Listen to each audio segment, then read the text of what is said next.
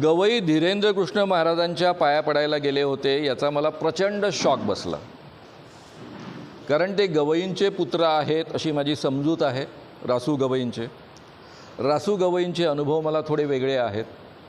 रासू गवई सगळ्यांना सोबत घेऊन चालायचं म्हणून ते करायचे, पण विक्तूबाबाचा सत्कार दीक्षाभूमीवर आयोजित केलेला होता आणि त्यावेळेस मी झेंडा उचलला आणि सगळ्या माझ्या दलित पत्रकार मित्रांना सोबत घेऊन झेंडा उचलला.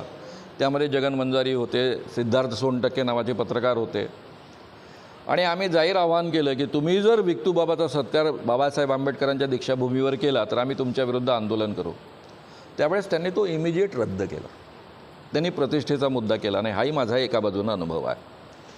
तर त्यांचे चिरंजीव जे स्वतः म्हणतात मी आंबेडकरी विचारांचा आहे, आंबेडकरांच्या विचारांचं मी दूध प्यालेलो आहे, तो माणूस जर धीरेंद्र कृष्ण महाराजांच्या पायावर डोकं ठेवत असेल आणि आशीर्वाद घेत असेल, CGI राहिलेला माणूस, तर माझं एवढंच म्हणणं आहे की तुम्ही यापुढे कधीही आंबेडकरांचं नाव घ्यायचं नाही. तो अधिकार तुम्ही गमावलेला आहे.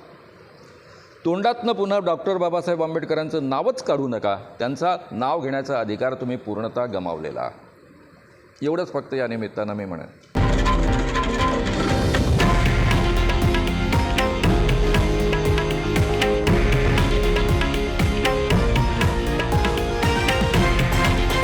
हे आहे देशातील नंबर 1 न्यूज नेटवर्क आणि आपण पाहत आहात TV9 मराठी, एकमेव.